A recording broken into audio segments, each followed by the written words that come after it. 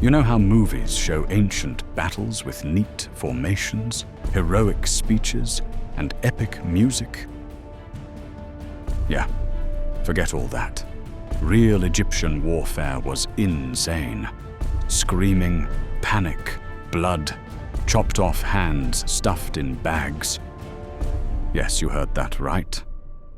And somehow, that's not even the worst part.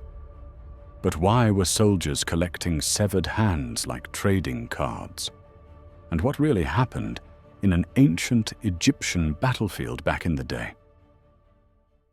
You see, in the tense hours before dawn, ancient Egyptian priests walked among the soldiers, purifying the pharaoh's weapons. They made sacrifices to Montu and Sekhmet, those ancient gods of war. They treated war like ritualized hunting. Egyptian carvings make that pretty clear. They saw it as triumph over chaos.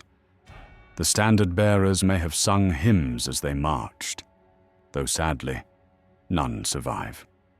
We can guess the pharaoh probably fired them up, invoking Horus or something equally epic. But the record stays silent. What we do know for sure is that fear was used as a weapon. Scholars say New Kingdom kings practiced savage mutilations after battle just to scare their enemies before the fight even began. So even without speeches, there was plenty of tension going around. Soldiers stood under desert stars, holding arrow shafts, eyes peeled for bad omens, like an eclipse, a bad dream, or a sputtering ritual flame. These were all warning signs. No private diaries survive, but palace reliefs show oracles, vows, and rituals before campaigns. So when the attack order came, the columns rushed forward.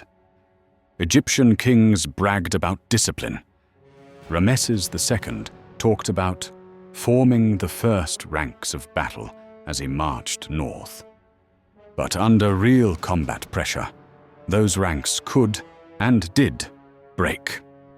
To the ancient Egyptians, this was a holy war, a mission to restore Ma'at, which is order, and to crush chaos in foreign enemies.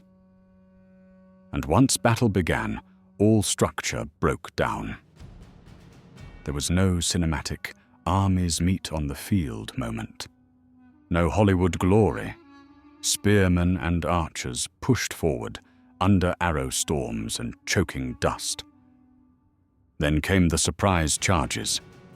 At Kadesh in 1274 BC, for example, hidden Hittite chariots slammed into Egypt's flank at midday. Foot soldiers were skewered and trampled by horses, chariots and all. A modern description doesn't hide the gruesomeness of it all. Many Egyptian soldiers were slain on impact by the long spears of the Hittite warriors and trampled under horses' hooves and vehicles' wheels. And that's just the morning. Those who weren't killed right away broke ranks and fled in sheer terror. Sometimes these ambushes broke an army's line apart. Even Rameses himself nearly lost control. It was utter chaos. So, just imagine for a moment all those arrows snapping, shields splitting, wounded men screaming, fighting to be heard over tin trumpets.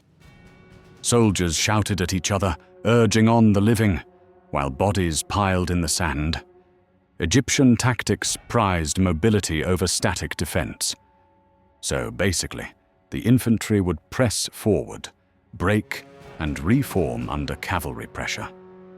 But on the ground, a soldier saw only the mayhem of sand-stinging eyes, bronze sword blades flashing in the sun, phalanxes crumbling as comrades fell, and who knows what else.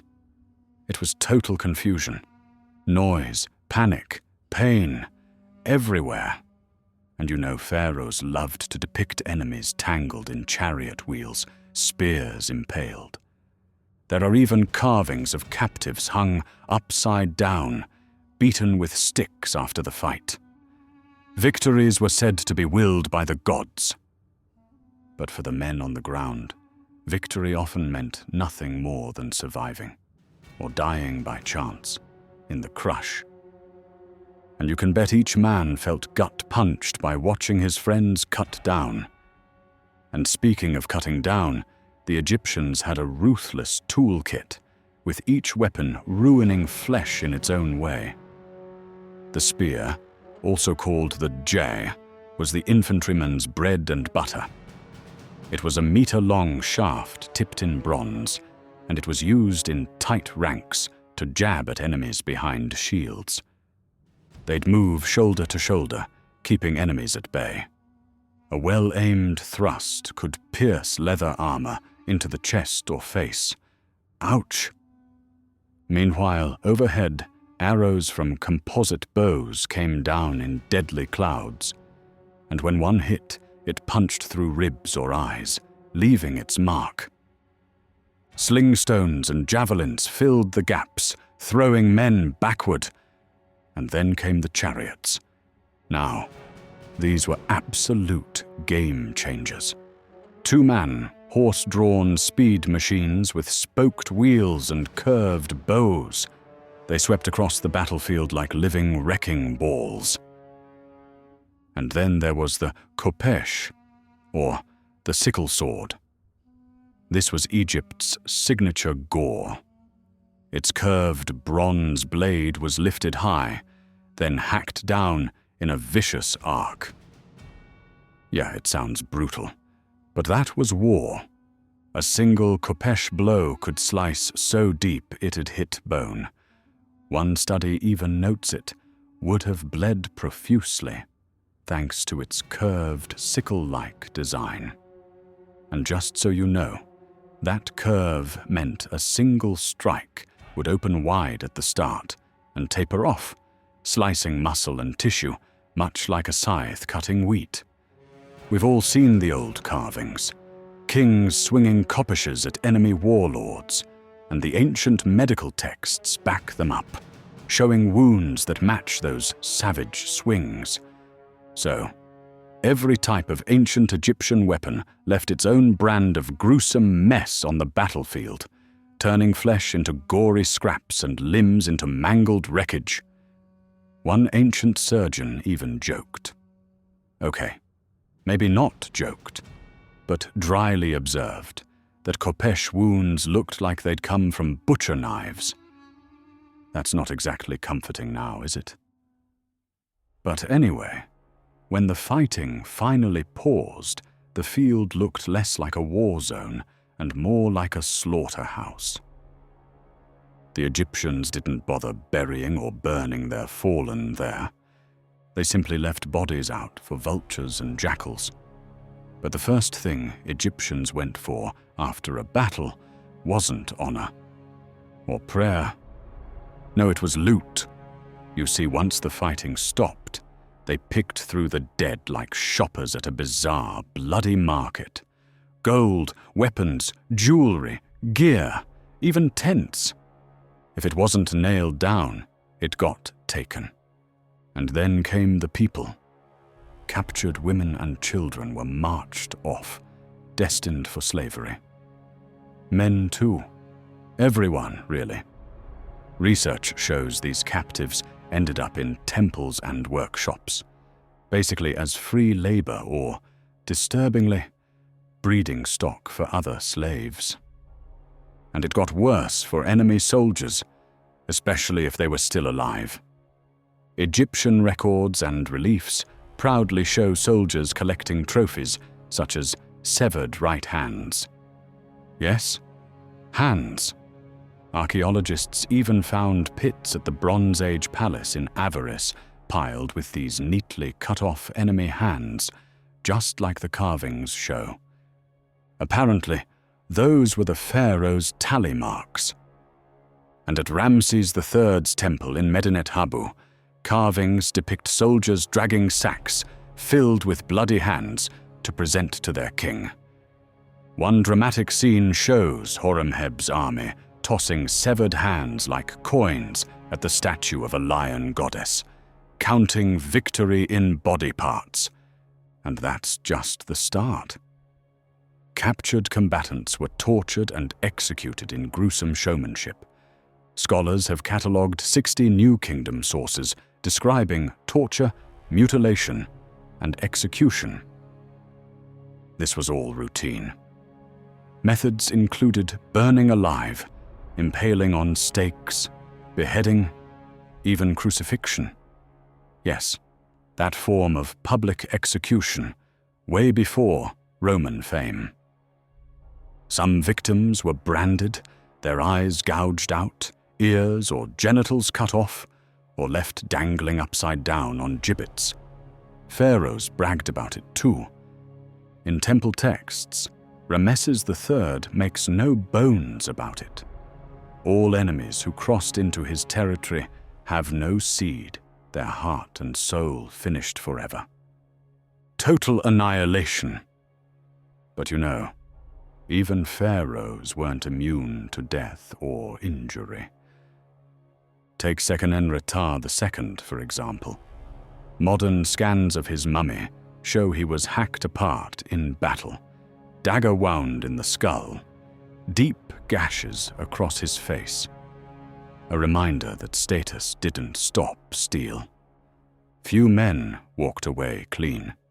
Survivors carried their trauma in the open in the form of mangled limbs, cracked skulls, and shattered lives. And the Egyptians took notes. The Edwin Smith Papyrus, written around 1600 BC, is basically an ancient military medical manual.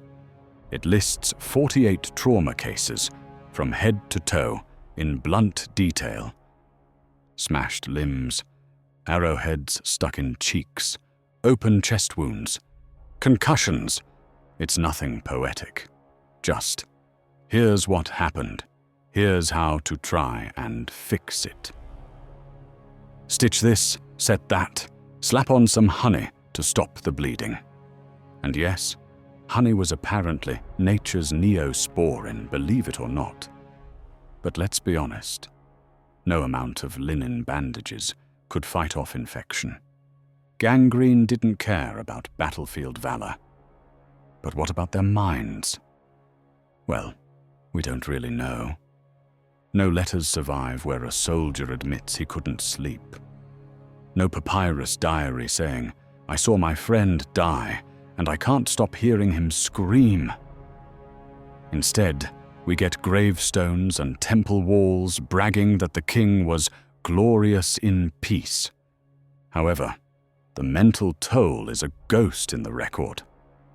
You can picture it, though. Men standing quietly at the edge of the village, supposed to feel proud, carrying everything they saw like extra weight. Some probably drank. Some went quiet. Some became prison guards. And some just never really came back. So, in the end, an Egyptian victory didn't look like a statue. The ancient carvings lied a little. They gave us clean lines, proud kings and frozen glory. But the truth was messier. A lot messier. It screamed. It bled. It rotted in the sun. And maybe that's the part we forget. That behind every glorious conquest was a field full of broken bodies and a silence no monument could carve.